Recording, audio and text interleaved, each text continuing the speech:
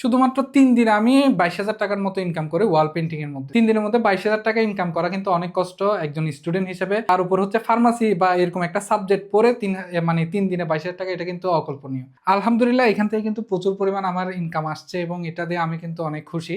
দিনে ওষুধ বানাই, রাতে স্বপ্ন আঁকি। যে হাতে ওষুধ বানাই সে হাতে আবার পেন্টিং করি।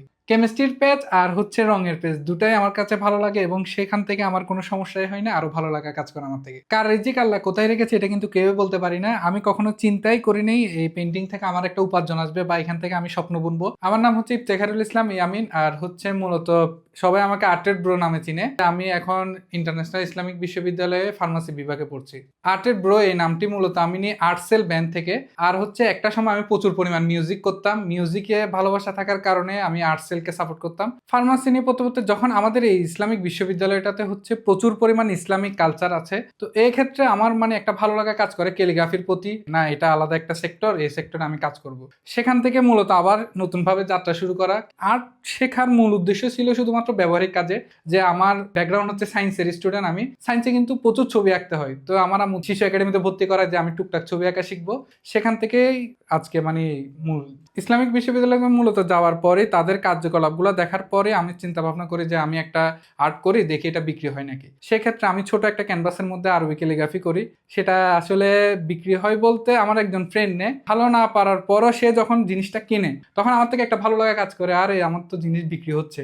আমি কোথাও যাওয়ার পর প্রথম যে শব্দটা শুনি সেটা হচ্ছে রং মিস্ত্রি। ক্যালিগ্রাফি বা এই পেন্টিং গুলো যখন শুরু করে অনেকে আমাকে মানে বন্ধু বান্ধবরাই বেশি হচ্ছে মানে ডিমোটিভেট করে, এগুলো ছাপ দিয়ে আঁকছো যেগুলো আমরাও আঁকতে পারতেছি, এ ধরনের কথাগুলো কিন্তু তারা বলে। তো এই জায়গাটা হচ্ছে আমার থেকে অনেক মানে ভালো লাগে যে না, তারা একসময় আমাকে বুলিং করতো, এখন তারা আমার থেকে প্রোডাক্ট চাই। ডিপার্টমেন্টে কিন্তু অনেক স্টুডেন্ট আছে তারা কিন্তু এই ধরনের কাজগুলো করে না, তারা শুধুমাত্র পড়ালেখা, সারাদিন পড়ালেখা এই ধরনের কাজগুলোই করে। আমার চিন্তা ভাবনা হচ্ছে না, আমি পড়ালেখাও করব, সাথে হচ্ছে আমি আমার যে স্কিল, আমার ভালোবাসা, যে শখটা, সেটাকে নিয়ে আমি আগাবো। আর্টের মাধ্যমে আমার পড়ালেখাও ঠিক থাকতেছে, তারপর হচ্ছে সাথে আমার যে মনটাও কিন্তু পাশাপাশি ঠিক আছে, শুধুমাত্র এই আর্টের কারণে। আর মন যদি না বসে তাহলে কিন্তু পড়ালেখায়ও শান্তি পাওয়া যায় না। ফার্মাসি আর হচ্ছে আর্টের সেক্টরটা হচ্ছে মূলত এক ধরনের বলবো, কারণ হচ্ছে যখন আমরা ফার্মেসি বিভাগে পড়ি আমাদের কাজ হচ্ছে ওষুধগুলোকে মিক্স করা। আর্টের ক্ষেত্রেও কিন্তু মিক্সিং এর ব্যাপার আছে, আমাদেরকে রংগুলা মিক্স করে বিভিন্ন ধরনের কালারগুলো তৈরি করতে হয়। পরিবার থেকে তো আব্বু তো এখনো পর্যন্ত সাপোর্ট করে না, আব্বুর সাপোর্ট কখনো পাইনি। আব্বু শুধুমাত্র পড়ালেখা, যেহেতু আব্বু আমার বাইরে থাকে পড়ালেখাটাকে বেশি প্রাধান্য দেয়। আম্মুই কিন্তু আমাকে জোর করে শিশু একাডেমিতে ভর্তি করে এবং তার মাধ্যমে আমার ছবি আঁকার যাত্রা শুরু হয়। প্রথম দিকে যখন আমি শুরু করি তখন কিন্তু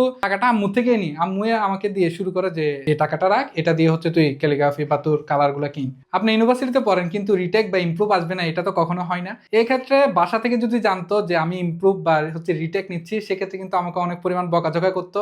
এই ক্ষেত্রে হচ্ছে এই টাকাগুলো কিন্তু আমার প্রিন্টিং বা এখান থেকে যে আমি অর্থটা উপার্জন করি সেটা দিয়ে আমি ফুলফিল করে চলে ইমপ্রুভমেন্ট মূলত খাই।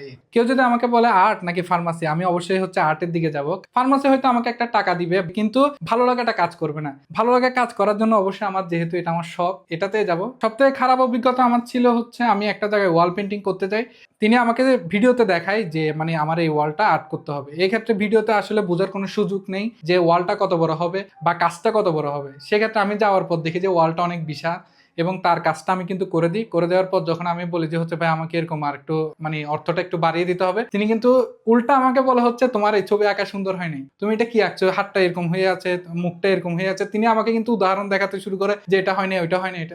এরপরে হচ্ছে আমি বিরক্ত হয়ে পুরো টাকাটাই আর নিয়ে নেই, আমি বলেছি থাক, বাদ দেন।